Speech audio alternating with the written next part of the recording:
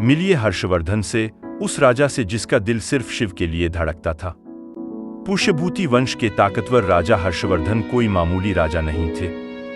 उनके सिक्कों पर चंद्रमा का चिन्ह होता था, जो शिव के अर्धचंद्र का प्रतीक है, उनकी अटूट भक्ति का सबूत। उनके दरबारी कवि बाणभट्ट ने उन्हें शिव के अनन्य भक्त के रूप में बताया है। इतिहासकार भी इस बात की गवाही देते हैं। हर्षवर्धन ने तो शिव के नाम पर ब्राह्मणों को जमीन तक दान में दी थी। उनके नाटक जैसे नागानंद शिव की पत्नी गौरी को समर्पित थे।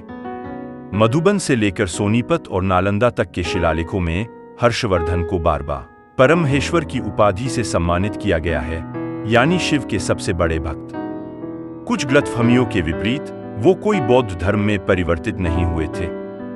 इसके बजाय वो एक ऐसे राजा थे जो सभी धर्मों का सम्मान करते। हर्षवर्धन की विरासत इतिहास में एक महान शैव शासक के रूप में दर्ज है, भक्ति और एकता की एक मिसाल।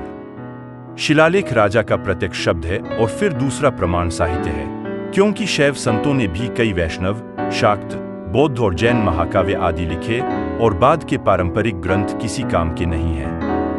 उनके शिलालेखों में उनका उल्लेख केवल परमहेश्वर शिव के भक्त के रूप में किया गया है। उनके भाई राज्यवर्धन के विपरीत परमसोगुता बुद्ध के भक्त के रूप में कहीं नहीं। ह्युएन-त्सांग ने भी केवल यह दर्शाया है कि उसने बौद्ध धर्म को संरक्षण दिया था, लेकिन धर्मांतरण का उल्लेख नहीं किया गया है। और एक राजा एक धर्म का हो सकता है और अन्य संप्रदायों को भी संरक्षण दे सकता है। एक धर्मस्थित राज का राज्य धर्म।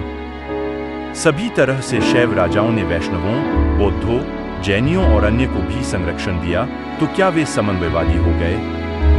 नहीं, जैसा कि पहले उल्लेख किया गया है, वे अन्य धर्मों को संरक्षण देने के बाद भी शैव बने रहे, ना कि बौद्ध या जैन। यहीं एंड करते हैं। हर हर महादेव।